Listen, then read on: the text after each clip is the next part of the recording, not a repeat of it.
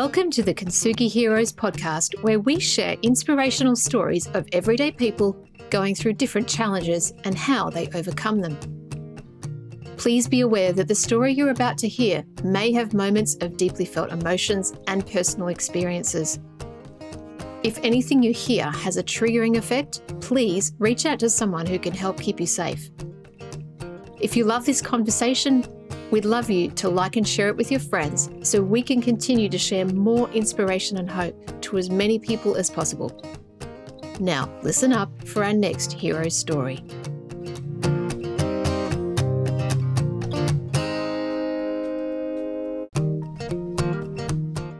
What a fascinating story this one is with David Burns. He was born to 17-year-old drug-addicted parents, and knowing that his parents were drug addicts, he tells the story of what it's like through the lens of a child and how that's impacted his whole life. He was driven, though, and he wanted normal, and he wanted to achieve something despite the very challenging, tricky, difficult, abnormal scenario of his upbringing, even though to him it was normal. He achieved a master's in sports science, and he even cared for his father until his father's death, which did devastate him. And he moved to Australia at that point and continued in his career. It's only been recent that he's worked through the trauma and been able to go back and peel back those layers. And it's through that healing that he's been able to share his story. And I was really grateful that he was able to share it with me.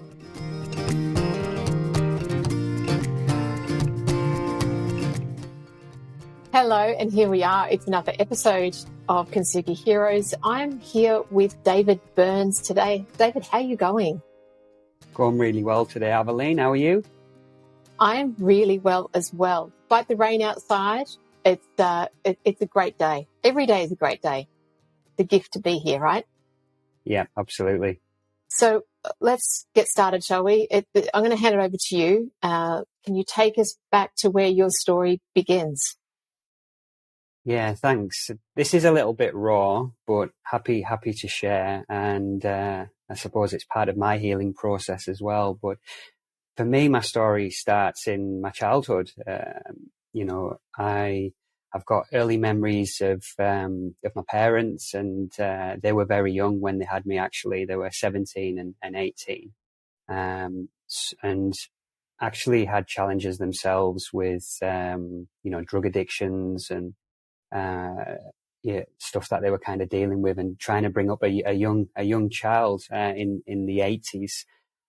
So I've got early memories of a lot of parties with being that little boy around a lot of people, and actually being taken off my parents a few times in them early years. Went to live with my grandparents while my mum and dad tried to work through some of these addictions that they had, and so it was looking back quite chaotic, and bit of neglect there, really, even though there was love. And yeah, my dad was, he really kind of tried to get out of the area that we were living in Lancashire, in the northeast of England. And when I was 5, he drove to Germany, from England, in a car with his friend to try and, start a new life for us. And a couple of months later, he sent some money over for me and my mum, and we moved over to Germany. So, yeah, from 5 years old, was in a different country, which was all very, kind of new, and quite a lot for a young child. And yeah, my dad was a welder, my mum was a chambermaid, but they still, the drug addictions kind of still stayed with them, even though they tried their best. And so it was, again, still a little bit chaotic at home and stuff. So the one thing that really kind of gave me a lot of solace in them early years, as I can remember, Aveline, was sport. And being able to connect with children from, in a different language. And so I played a lot of football, and that really helped me. And sport is, from that point, has really stayed with me in terms of, how it can be used for connection and engage with others, which is something that I'm really kind of passionate about now. Yeah. And when I got to about 11, my parents decided to, and I think mostly because of me, because I wanted to kind of move back to England. We moved back to England and lived in the northeast of England there, and still quite a lot going on at home, alcohol and drugs, etc. Which kind of was normalized for me. I would never talk about it really with anybody, but maybe some of my close friends would know, but it was always kind of, never really spoke about. It's not the thing you really share at school when there's a lot of stuff like that going on. But still really, interested in sport and playing football. It was kind of my life. And because I was, loved it so much, I decided to go to college and did a sports studies degree, and came out with the grades that I thought would get myself to university. But I used to be in the library a lot on a Monday, still doing my homework, which I should have been doing at the weekend, but I was going clubbing and going out partying quite a bit. So probably because a lot of that, my upbringing was kind of normalized for me, even in my kind of activities that I would do. And when it came to getting my marks, thought I got a distinction to get to university. They actually knocked me down to merit, and I missed out on the university that I wanted to go to, which was devastating at the time. So they knocked me down because of my attendance, even though I got my grades, which was really, challenging. And because I'd scraped through all the way, I needed to get 4 GCSEs at school, and I got 4 just, and then I got to college, and I thought I got the grades, and I didn't. So I went through clearing, and then managed to get to university over in Middlesbrough and Teesside. The sports studies degree, loved it that much that I stayed on to do a master's in sports science, and then met somebody, and we moved in together after university and lived together. And then when I got to 26, I kept going around to see my dad, and he was very, very close with, and he was just complaining of these stomach pains. And, he'd go to the doctors and they'd say, oh, you got stomach ulcers, or you got, you ripped your stomach lining. And I went round one day and he was just sat on the floor with his back against the radiator, with comforting himself. And I said, come on, we'll go to hospital. We took him to hospital, and took him to hospital, and they worked out in 24 hours that he had liver cancer, and from the drug abuse. And he was 46, and a few appointments later we worked out that it was terminal liver cancer, and quite devastating. So I moved out of the house that I was living in, moved in and became a carer for him for 3 months. Was your mum around? Sorry, I just need to ask. Was she around? My mum and dad divorced when I was 18, and because I was an only child, I think they call it like empty nest syndrome.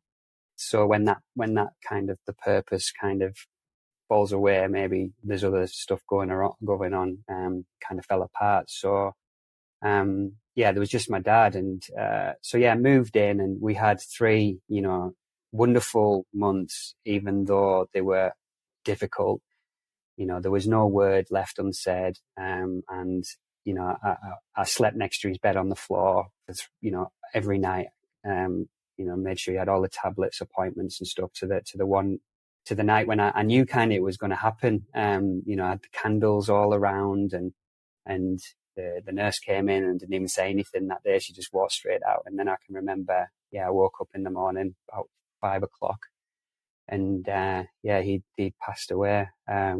And the great thing about it is he was at home and I was with him, and really proud of kind of how I dealt with all that, and organising the funeral and everything. But after he passed away, it's kind of when my life imploded a little bit. My girlfriend had just got in the police, and she needed a lot of support, and all I wanted to do was go out and really, party and destroy myself really, just as that escapism and grieving process. And then, I realised after about 8 or 10 months of that, split up with my girlfriend at the time, because my grief was just all consuming. I was 26, didn't really have a lot of mentorship or support around that. I thought, I need a change. So I decided to, pack my bags, say goodbye to all my friends, and my mum, who lived in the south of England, and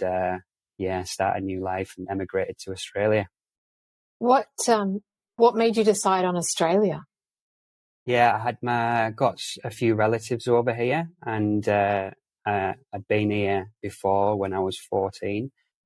Was far enough to kind of start again, really. But I was really specific around it. Wasn't just going, for a working holiday visa. I wanted to kind of start again. I was in a lot of pain, a lot of grief, and I remember getting off the plane, and I was smoking at the time, and smoked for 10 years.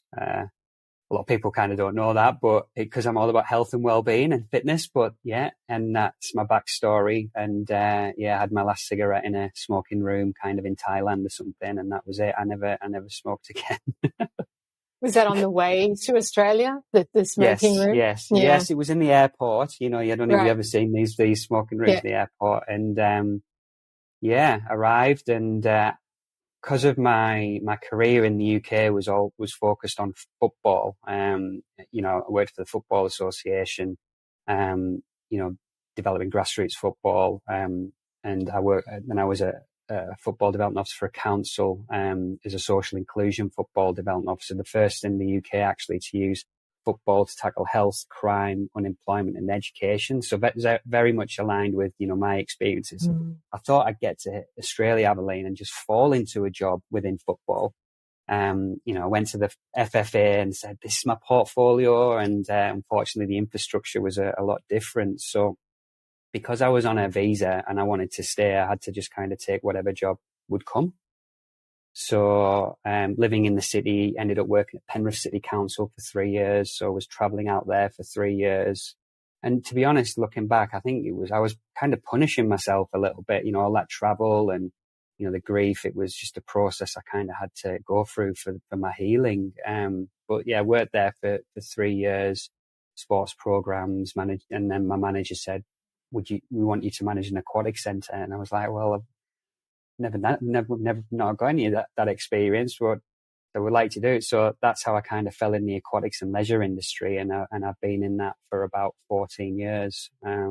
Worked at the City of Sydney, as a contract manager for 6 years, then in the private sector for 3 years. And then around that time, I thought I wanted to do something a little bit bigger and bring all my experiences of childhood and, the adversity that I kind of gone through to create an social enterprise kind of to support people from marginalised communities. So we founded Collective Leisure in 2019 with my now fiance.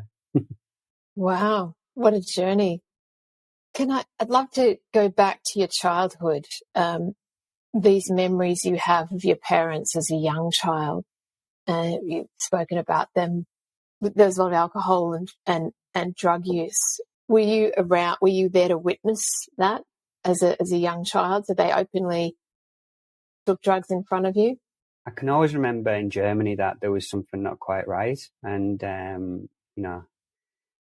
used to kind of be locked out of the bathroom. I'm wondering what's going on in there, and never really understanding what that was, or like I said, that I was around a lot of people a lot of the time, and and they were just young. You can imagine having a child at that age.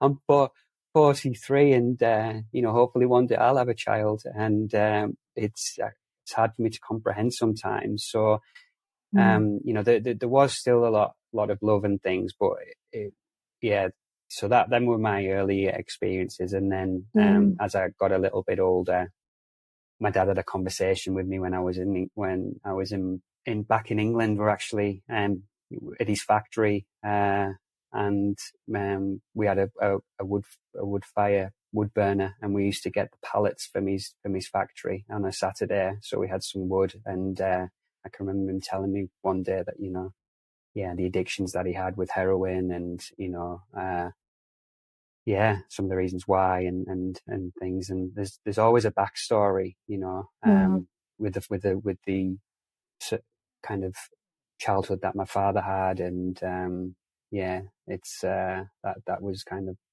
the way I realized what was going on.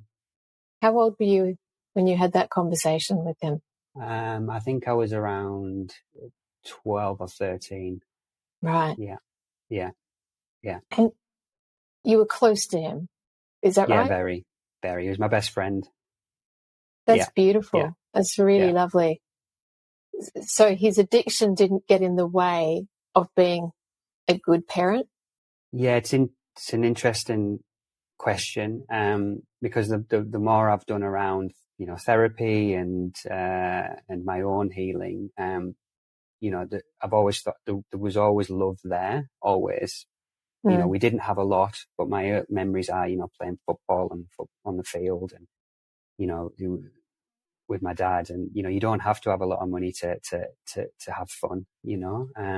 But my dad, unfortunately, he had, you know, demons that he was kind of dealing with, and addiction's hard. So he would come in and out of it, you know, and still hold down a job. And, you know, he smoked cannabis and things like that. That, you know, that was just the daily. But the other addictions were, up and down. So he was kind of dealing with that the whole time. Yeah.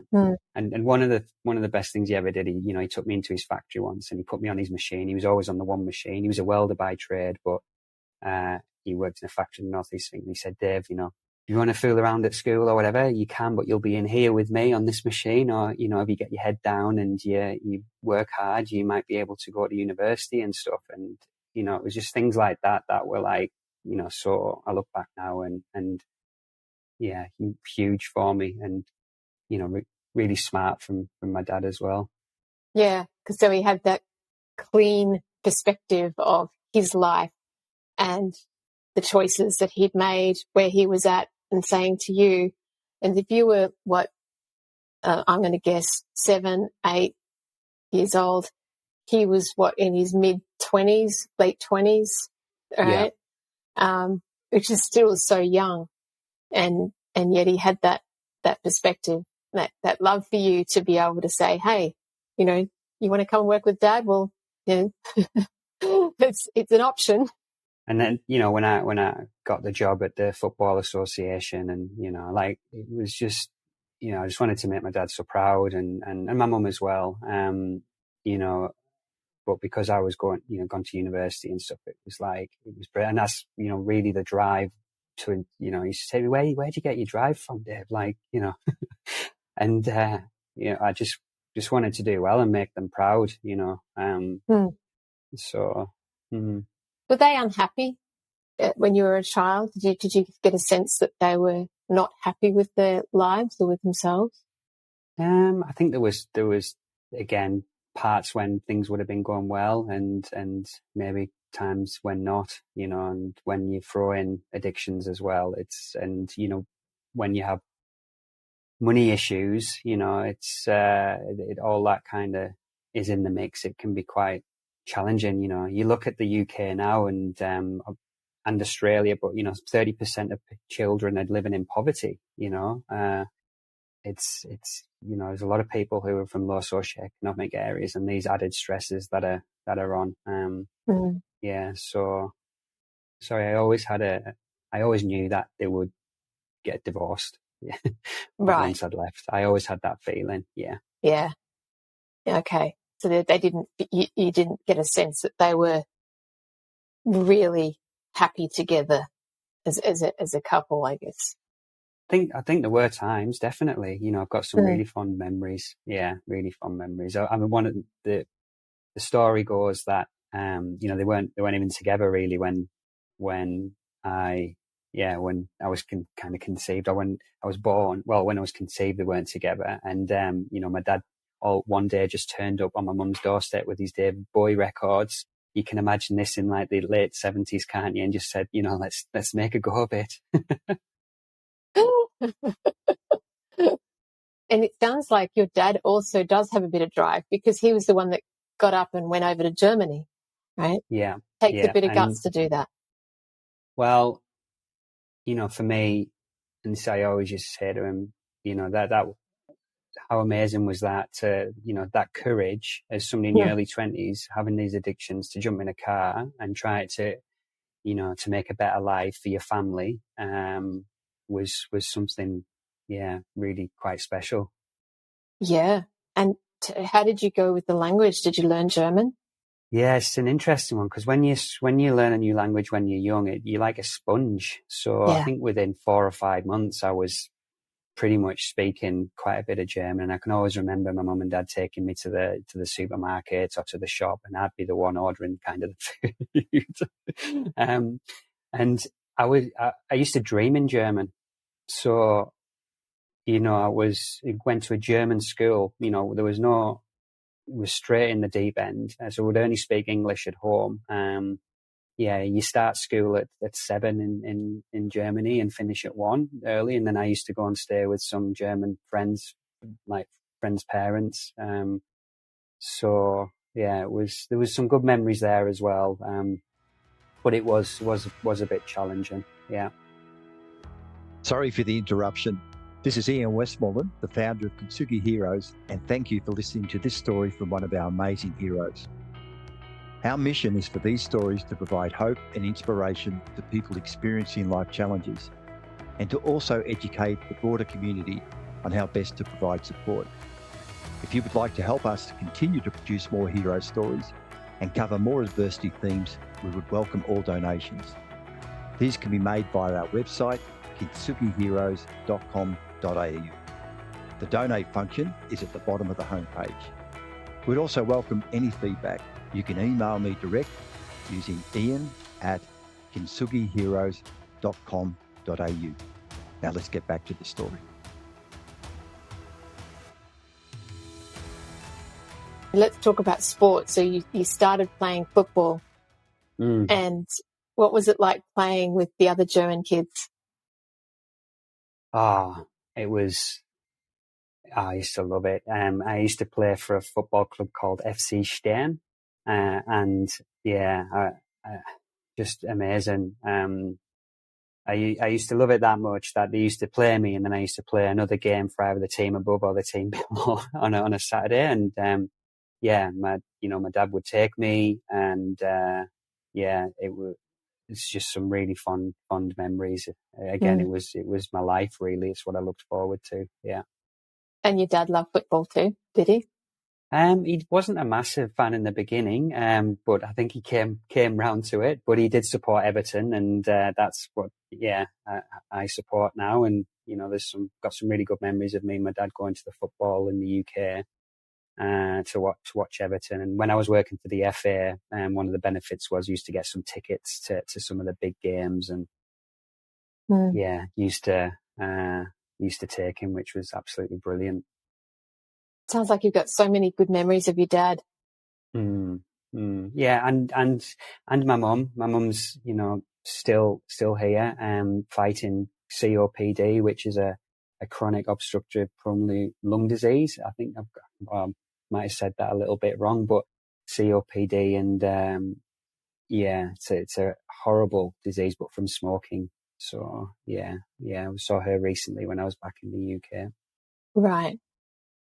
When you were a teenager and you had that experience of being at school with other teenagers and kids who are getting into alcohol and drugs, like for you, it was normalized at home. How did you, did you share with your friends up front? Did you sort of sit back and observe others and kind of like, was it surprising? Share with me what that was like going through those years. Well, I had a really close circle of 4 friends who are still close with today, even though I live so far away. They knew a bit what was going on.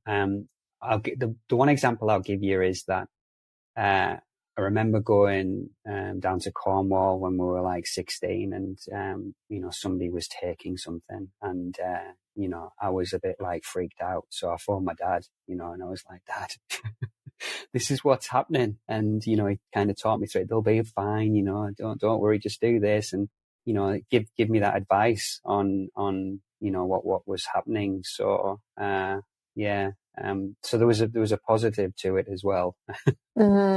Yeah. That I kind of had that support and, because let's face it, drugs are, kind of, they're in society, aren't they? Some people, if they're not you, some people maybe don't know how far they go, but it's a big part of, kind of society. Yeah.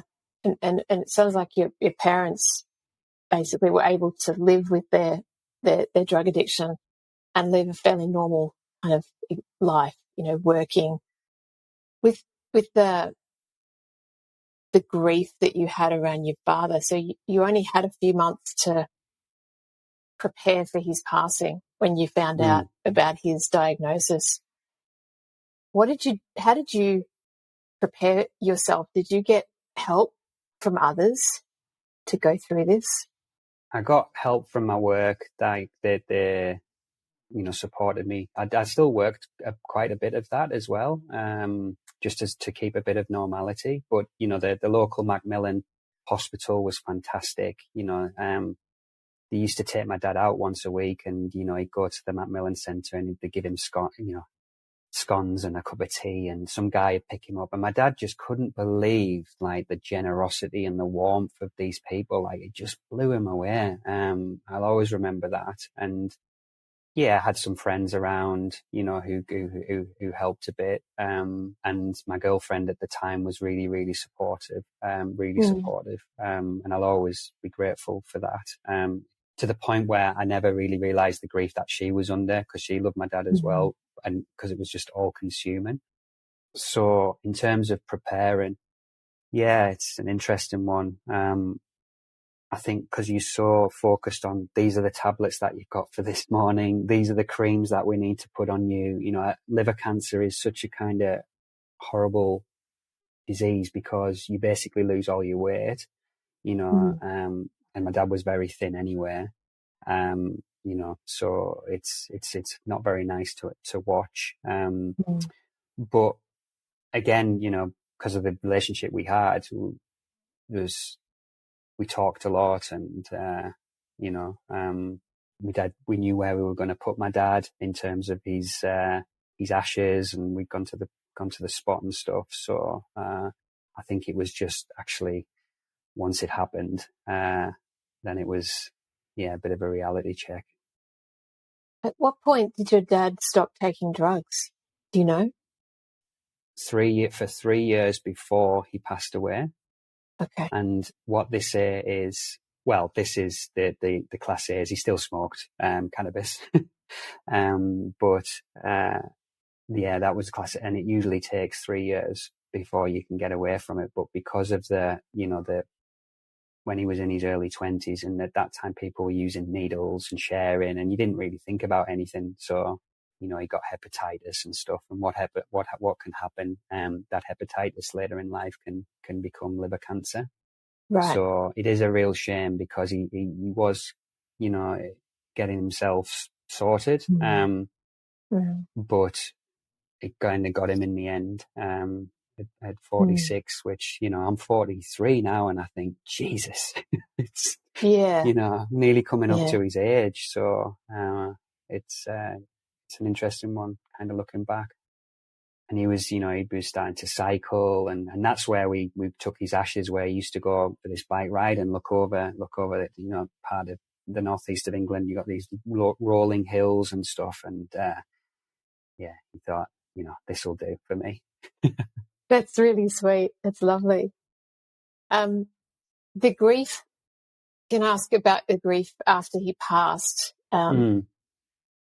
Did you seek external help apart from your girlfriend or close mates to help talk about it and process it?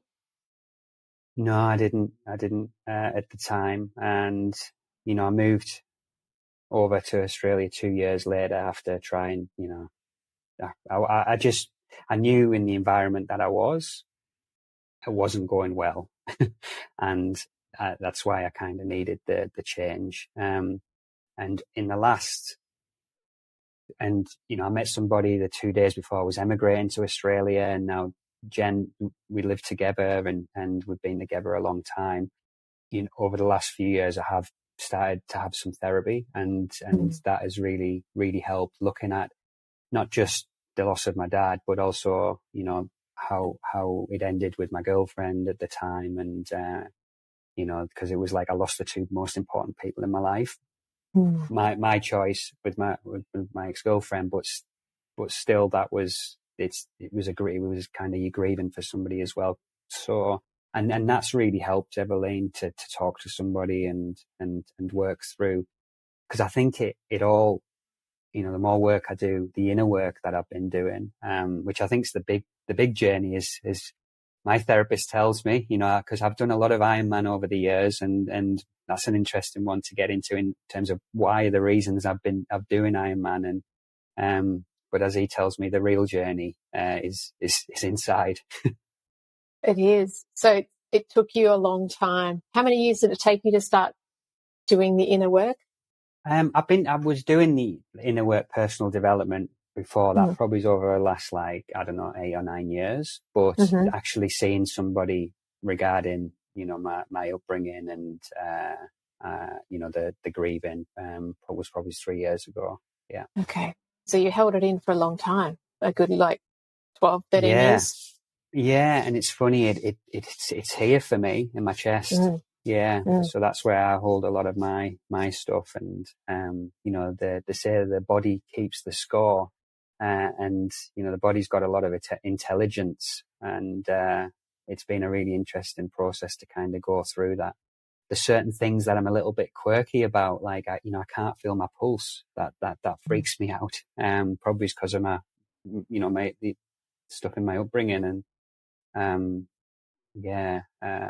so I've been doing kind of a lot of work on my chest, really, which has been helping. Good. So for those 13 years that you hadn't really sought the help, to go deep inside, would you say you were avoiding it? Was it a protection? Were you protecting yourself, avoiding the feelings? What was it? I think it's an awareness piece that, we think we're all right. I'm just doing fine. I've had all this stuff, and my life's fine. And it was my partner Jen who was like, I think you should see somebody. And I remember the first couple of sessions, I was like, just having a chat, and it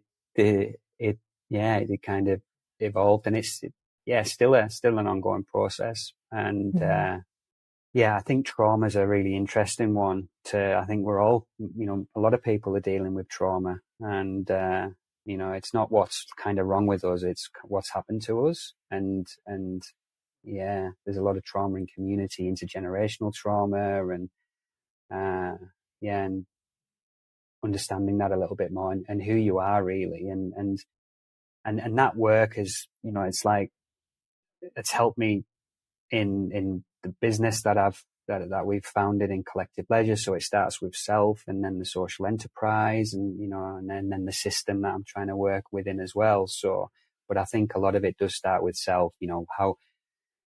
What are our behaviours? How do we interact with others, and what triggers us? And a lot of that comes from kind of trauma for me. How do you feel today versus, I guess, at the start, or when I say the start of dealing with the pain of loss of your father and your relationship to your girlfriend? How does it compare, since going through the healing and the work that you've done with this therapist? I think it's still something I'm working through. Yeah. I think there's a lot more acceptance now, though, with myself, because I'm embarrassed at, the way I acted, and after my dad passed away, and but again, having that awareness that, young and grieving and stuff, has been part of it. So I suppose forgiving myself a little bit. Yeah, I think meditation's really helped with that work, and trying to sit with myself, which is really difficult for me because and the way I've coped with my grief is through work, and although a lot of that lights me up and is purpose, which is a big part of well-being, it's like when not to oversteer, and there's a lot of other parts to well-being, and which make whole person and looking after yourself, and that self-care bit, I think, is the bit that I'm still working on. It's not easy for a lot of people. I don't think it's been a socially ingrained part of our upbringing, especially, our age and who our parents were and the generations that before them. So you said you're not very good at that part of well-being. What was the part? Because I can see it in your eyes. What's the part that you're really darn good at? Well, I'm a really passionate proponent of physical activity, and even though nourishment and food I'm challenged with, that's a comfort for me, and you can't out-train a bad diet, as I know. Physical activity, sport, exercise, and what that all brings with the wider stuff, with connection and building relationships with people, and for me, it's about purpose in the work that I do, and trying to support marginalised groups, people underserved or hard to reach groups through sport, whether that's people with disability, refugees and asylum seekers, people like me who come from low socioeconomic areas with where there's kind of social issues. That's what kind of lights me up. Yeah. That's beautiful. So looking back on the journey, what has been the silver lining or some gems that you've gotten along the way? I think for me, your challenges can be your biggest gifts. So at the time, when you're dealing with adversity, and, it was the worst thing that ever happened, losing my father.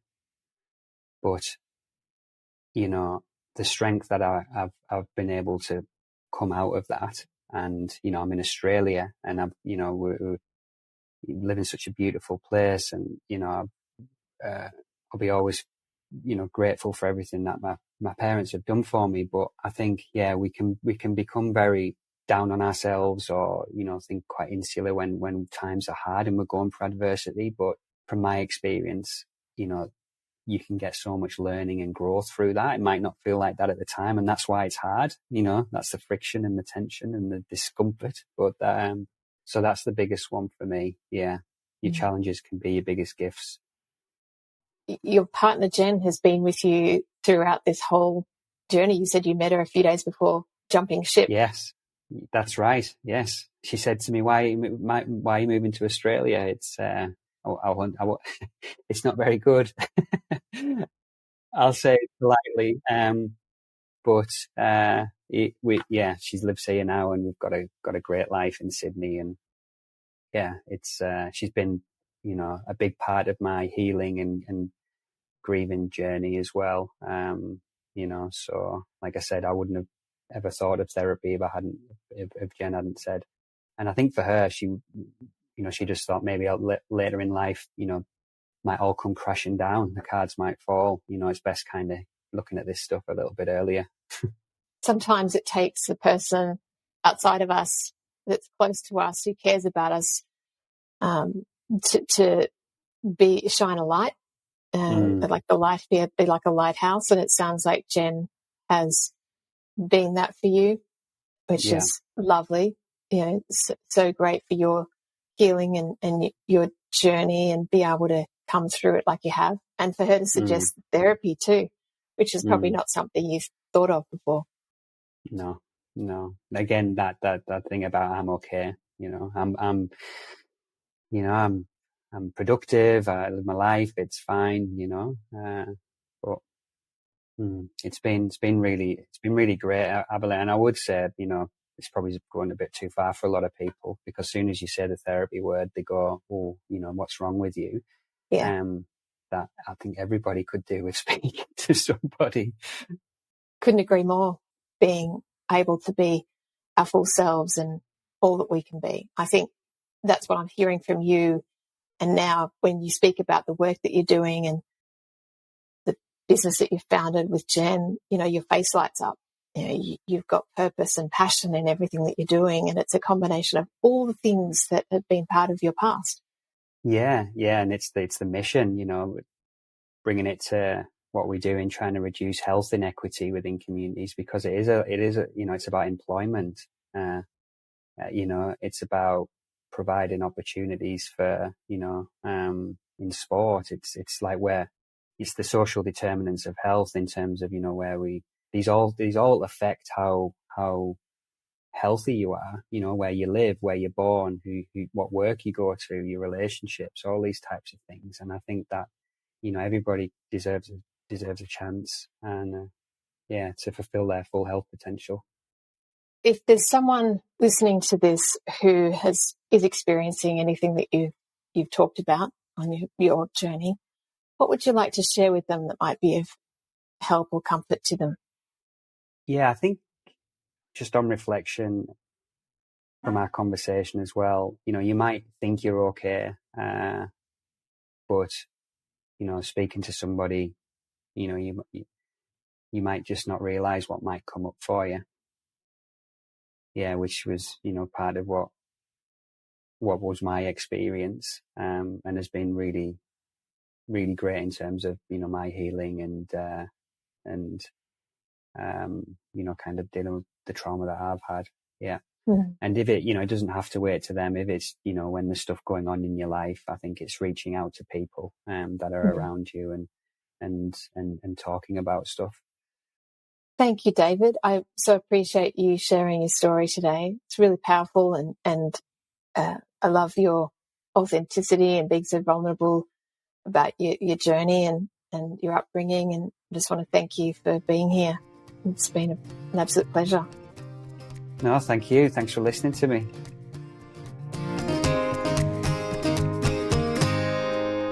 We hope you've enjoyed this episode of Kintsugi Heroes. Please like and share the show to your friends so we can get this out to even more people. If you have a story you'd like to share with us, please reach out using the contact details below.